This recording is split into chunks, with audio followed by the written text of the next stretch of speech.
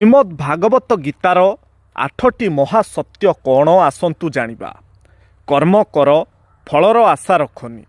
ତୁମର ଅଧିକାର କେବଳ କର୍ମ ଉପରେ, ଫଳ ଉପରେ ନୁହେଁ। ଆତ୍ମା ଅମର, ଶରୀର ନଶ୍ୱର, କିନ୍ତୁ ଆତ୍ମା କେବେ ମରେ ନାହିଁ। ସମୟ ସବୁକୁ ପରିବର୍ତ୍ତନ କରେ। ସୁଖ ଦୁଃଖ ଅସ୍ଥାୟୀ, ସମୟ ସହିତ ସବୁ ବଦଳିଯାଏ। ଯେଉଁଥିରେ ଭୟ ନାହିଁ ସେହି ସତ୍ୟ ଯୋଗୀ।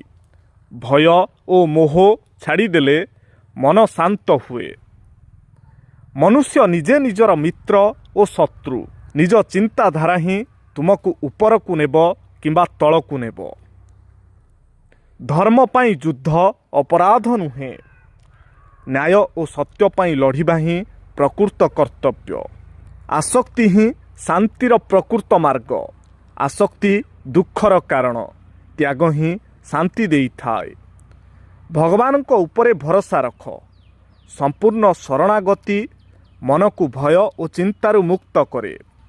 ଗୀତାର ଏହି ସତ୍ୟ ଯଦି ଆପଣଙ୍କ ମନକୁ ଛୁଇଁଥାଏ ତାହେଲେ ନିଶ୍ଚୟ ଗୋଟିଏ ସେୟାର କରିବେ ଆଉ କମେଣ୍ଟରେ ଆପଣଙ୍କର ମୂଲ୍ୟବାନ ମତାମତ ଦେବାକୁ ଭୁଲିବେ ନାହିଁ।